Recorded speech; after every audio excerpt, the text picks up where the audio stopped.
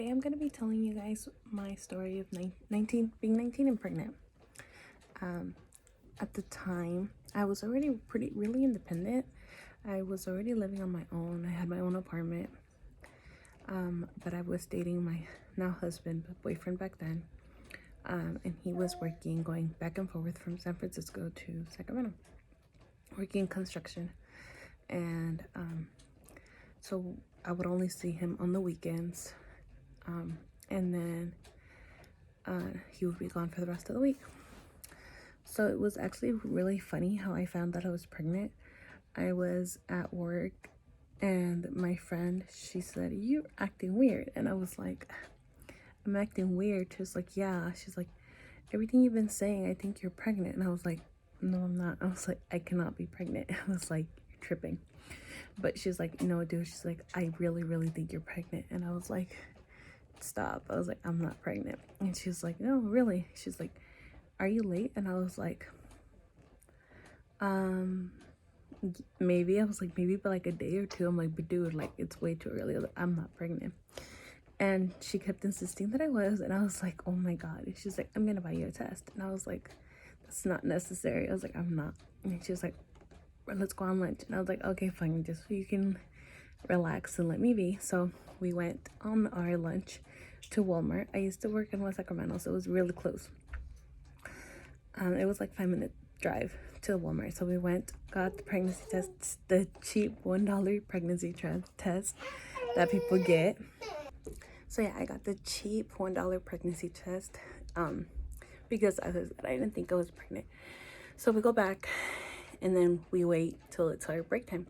So when it was finally my break time, she goes with me and she's like, "Come on, let's go." So in the bathroom stall at work, I take my pregnancy test.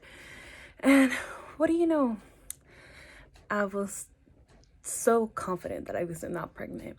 So I take the test, and then, those 3 little minutes are like eternal. And I was just like, "Oh my God." And I was not even like nervous at all because I really didn't think I was pregnant. So I was like, okay, whatever. Next thing you know, I look and I'm pregnant. And I was like, no way. Like, I was in such shock because I couldn't believe it. I was 19 and it hit me. Like, it really did. It hit me right then and there. Like, I was just speechless. So I didn't really know how to accept it, or I was just like, whoa. Like, I instantly knew my life was changing forever. And that was that. And then so I didn't know what to do. And then he was in San Francisco, so I couldn't really even, I was like, should I just wait to tell him? I was like, no, like, this is like such a big thing. Like, and I have such, like, I cannot keep secrets. Like, he knows when I'm like, I always laugh. Like, so I was just like, that's too much of a long time for me to hold it in. So I was freaking out, I guess, kind of. So I called him. I know, that's so bad. I called him over the phone and I told him I was pregnant. He stayed speechless. Like, not even one word came out of his mouth. Like, he was in shock. And I was just like, okay then. And like, I don't know if that's just like the thing to say, but I was like, okay, it's fine. Like, you don't have to worry about me. I was like, I have my daughter, or I didn't know what it was at the time, but I was like, it's my child, so I'll take care of it if you don't. But yeah, he was just like, okay, talk later. Like, he just stayed speechless after that. Then I finally, he actually ended up coming home that day. He came and then I went over and he was still very in shock and wasn't really saying much, which was funny. I mean, it wasn't like him, but he was just in shock. And so I was pretty much getting upset now. And I was just like, okay, I'm gonna go home. But then, like, within minutes, he was like, no, like, I'm gonna be there for you regardless. He's like, I'll be there for me, my kid, and you. So that was that. I had a really interesting pregnancy. We honestly were not really at our best relationship point, and during my pregnancy I had a really rough pregnancy emotionally wise.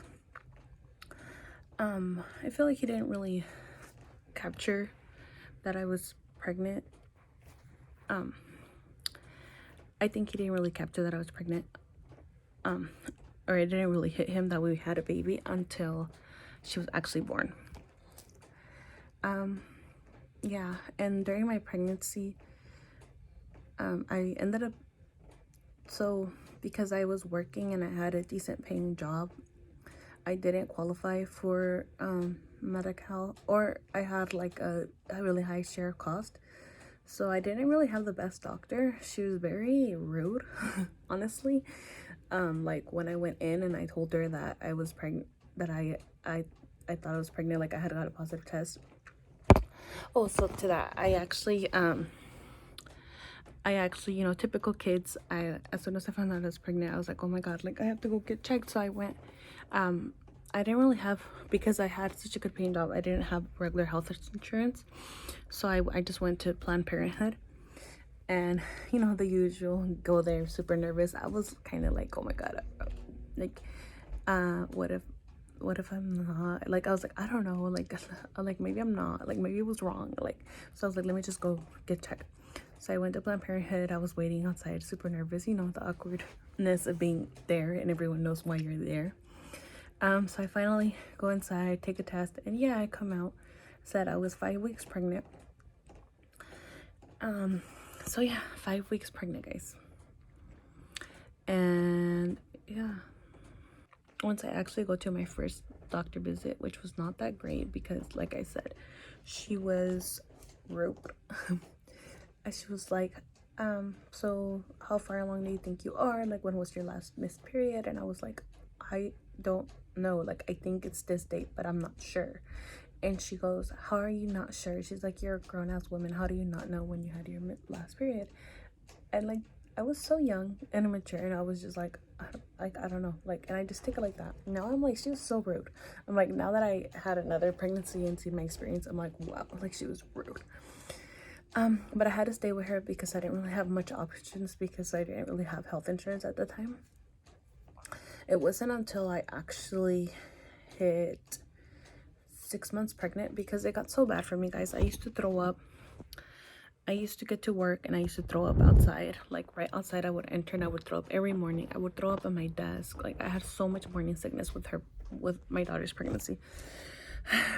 So I would throw up all the time and I was super exhausted, like super tired. I would always be tired. Like I would get, I'm not really a type of person that naps in the day. I can't do that. Like that is just not me.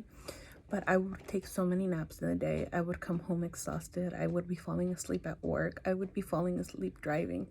I actually got in a car accident while I was falling asleep driving, when I was coming back from work, and I knew it. I literally felt like I was getting really tired, so I ended up calling out outside of work, and I was driving back home to go back to sleep, and I actually hit someone.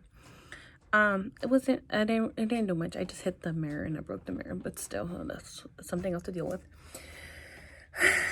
But yeah, so I had a really bad morning sickness with her, and then so yeah, I had to stick with that doctor, and I would just go to my daily visits, nothing out of the normal.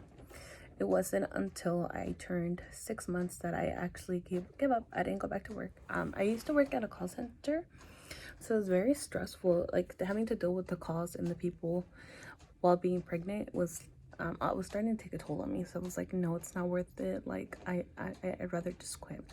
And at the time, since I used to live on my own, I was like, I'll just move in with him and his family. And he offered, and I was like, okay, I'll just move in with him and his family, and we'll stay there until I have my baby, and that way they can help me out because my parents both actually are in Mexico. So I didn't really have anyone to rely on for help or anything. Like after the pregnancy, like I was gonna have no one to help me.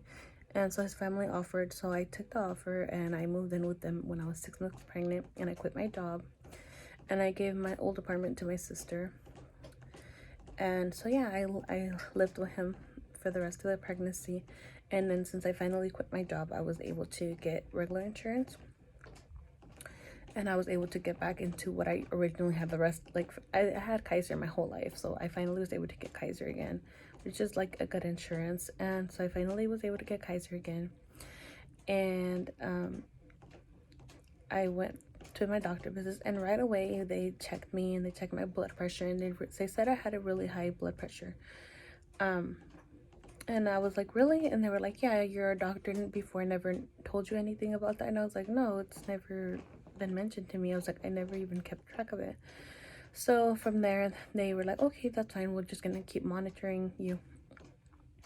So every visit, they would monitor my blood pressure, and like every visit, it would come out high. So from there, they started monitoring me more and more. And it actually turned out I had preeclampsia. I think it was more because I was so stressed out, like while being pregnant, and just everything going around me. I don't know. But yeah, so I had preeclampsia, guys, while I was pregnant with my first pregnancy. And then finally I gave birth. It was finally, no, I hit 36 weeks and my doctor said I had to get induced. So I got induced at 36 weeks. I had a 3-day labor. 3-day, guys, 3-day labor. And finally my little baby girl was born. Her name was Mia Leilani Gomez. And yeah, that was my little story of being 19 and pregnant. I hope you guys enjoy, and I hope you guys like and subscribe and keep along to my next vlogs or videos. Thank you. See you next time.